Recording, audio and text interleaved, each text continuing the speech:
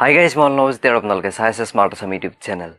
আপোনালোকৰ মোবাইলটো কেতিয়াবা কাৰোবাক আপুনি কিবা কামত দিব পাৰে আৰু তেতিয়া কি হয় হি আপোনাৰ বেলেগ কাম কৰাৰ লগতে কেতিয়াবা আপোনাৰ বেলেগক ফোন কৰিব পাৰে আপোনাৰ ফোনেৰে বা আপুনি কেতিয়াবা সৰু ল'ৰা ছোৱালীক যদি কেতিয়াবা মোবাইলটো দিয়ে হি ফুলতে হি বেলেগক ফোন কৰি দিয়ে গতিকে আজি মই আপোনালোকক হেতু ক'ব লৈছো যে আপোনালোকে কেনেকৈ যাতে আপোনালোকৰ মোবাইলেৰে কাকো ফোন কৰিব নোৱাৰে হেতু আপুনি কেনেকৈ কৰিব গতিকে এই ভিডিওটো প্ৰথমৰ পৰা হেলৈ চাই থাকিব তাৰ আগতে এটা লাইক কৰি দিব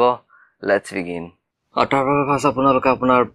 ডায়ালত যাব ডায়ালত গৈ আপুনি ইয়াত টাইপ কৰিব লাগিব *3(1#) ডায়াল কৰি আপুনি ইয়াত ডায়াল কৰি দিব ডায়াল কৰি দিয়াৰ পিছত আপোনাৰ এটো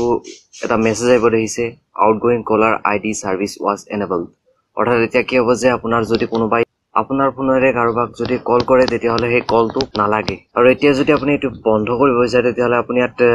#3(1#) লিখি ইয়াত ডায়াল কৰি দিব আৰু ইয়াত দেখিছে এটো আপোনাৰ ডিসেবল হৈ গৈছে কিন্তু এই অপচনটো আপোনাৰ সকলো মোবাইলত কাম নকৰে বিশেষকৈ স্যামসাঙৰ বহুতো মোবাইলতে এটো কাম নকৰে কিন্তু বাকি বেলেগ স্মাৰ্টফোন বিলাকত এটো আপোনাৰ কাম কৰিব গতিকে আশা কৰো আপোনালোকে ভিডিওটো চাই ভাল পালে ভিডিওটো চাই ভাল লাগিল যদি লাইক কৰিব চেনেলটো সাবস্ক্ৰাইব কৰিব আৰু ভিডিওটো চাই কেনে লাগিল কমেন্ট কৰিব নাপাহৰিব আৰু ভিডিওটো আপোনাৰ ফ্ৰেণ্ডছৰ লগত শ্বেয়াৰ কৰিব ধন্যবাদ